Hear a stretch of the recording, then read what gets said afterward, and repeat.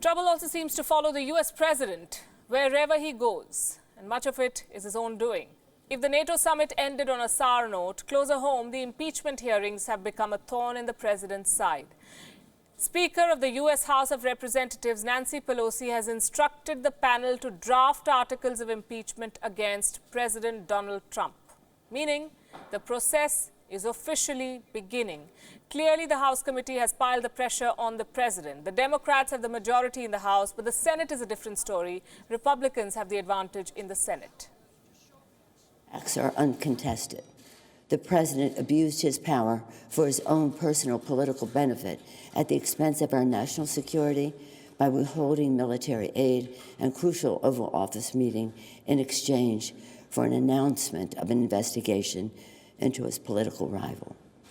Sadly, but with confidence and humility, with allegiance to our founders and a heart full of love for America, today I am asking our chairman to proceed with articles of impeachment. As I said, it's been a tough couple of weeks for the US president. First, the NATO summit. Trump's time in London began with strange remarks on Macron's brain-dead comment. Trump called the comment nasty. Then the two leaders sparred in public on every major issue. Then came the hot mic incident. World leaders appeared to use the summit as a forum to laugh at Trump's expense.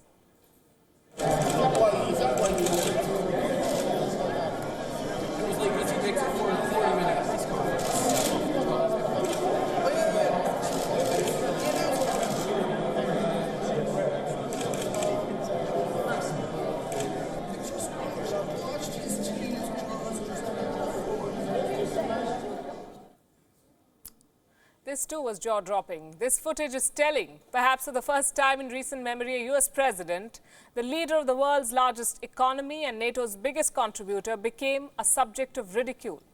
Trump's displeasure followed soon enough. He called Trudeau a two-faced person. Well, he's two-faced.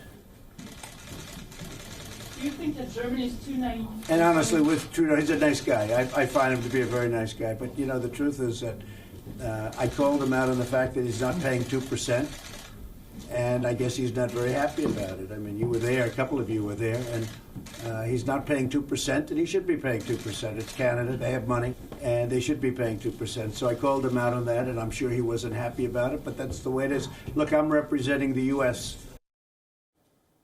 Trump blamed Macron, that didn't work. He blamed Trudeau, that didn't work either. Left with fury, Trump decided to cut short his attendance at the NATO summit altogether. He cancelled a press conference. Besides all this, he blamed the press and called his own comments on Trudeau funny.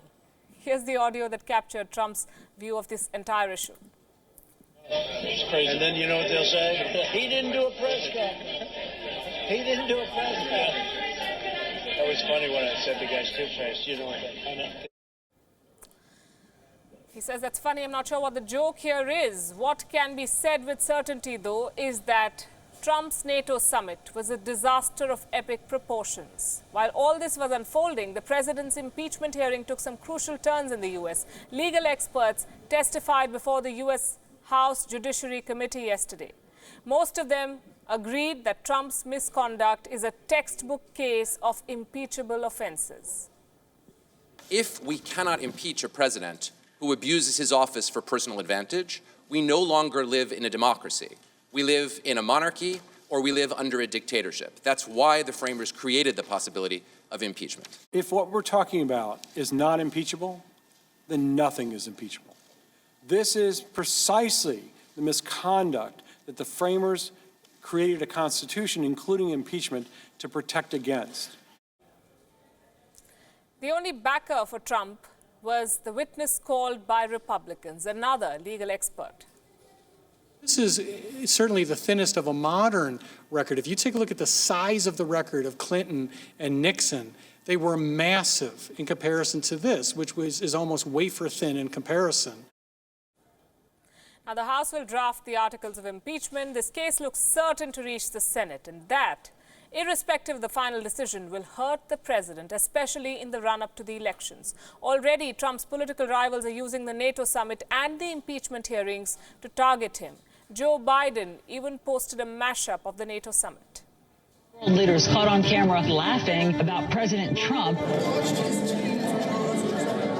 Several world leaders mocking President Trump. They're laughing at him. My administration has accomplished more than almost any administration in the history of our country.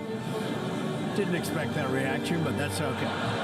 World leaders mocking and ridiculing him for being completely off balance. Allies are deeply worried about it. They say he's becoming increasingly isolated. Something is very wrong.